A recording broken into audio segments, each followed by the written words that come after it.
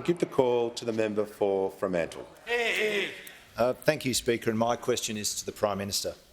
How will the Albanese Labor government's Powering Australia climate and energy plan change government policy from the last decade in order to create jobs, cut emissions and shape our future?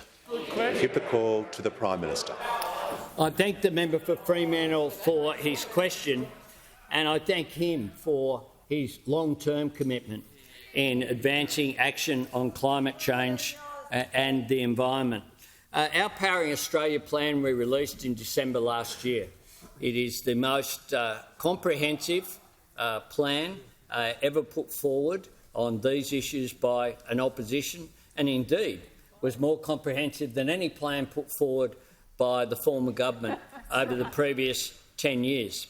And what it did was understand that the cheapest form of new energy is renewable energy, and that we understood as well, working with the Business Council of Australia, the Australian Industry Group, the Australian Chamber of Commerce and Industry and the National Farmers Federation, that what business wanted was that investment certainty going forward, that investment certainty that will encourage them to be able to look beyond just a short-term horizon towards the 5, 10, 20, 30-year cycle that you need when it comes to investment in new clean energy.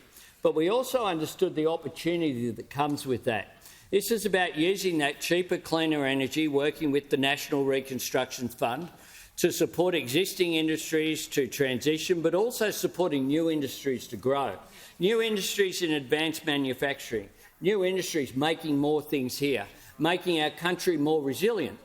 We know from the pandemic that Australia is very vulnerable if we're just at the end of supply chains. So we have to come up with plans where we make more things here, and the key to that is cheaper energy. And the key to cheaper energy is cleaner energy. We know that that's the case. And that's why using the safeguard mechanism, using the other parts of the plan which are there, the electric vehicle tax cut that we've already put through the House of Representatives, the plan for community solar batteries, the plan across the board using the safeguard mechanism to work with those businesses which are high emitters to make sure over a period of time they lower their emissions consistent with the objective of net zero. And it's been well received as well.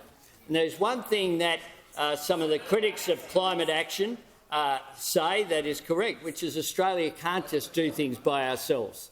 And that's why Australia is out of the naughty corner and back around negotiating and talking with our friends in the United States, talking with our friends in the region, our friends in Europe and our friends in the Pacific, because we understand that the challenge of climate change is also an extraordinary opportunity to grow the economy and grow jobs, and that's why when this legislation passes both parliaments, it will be a great day for Australia.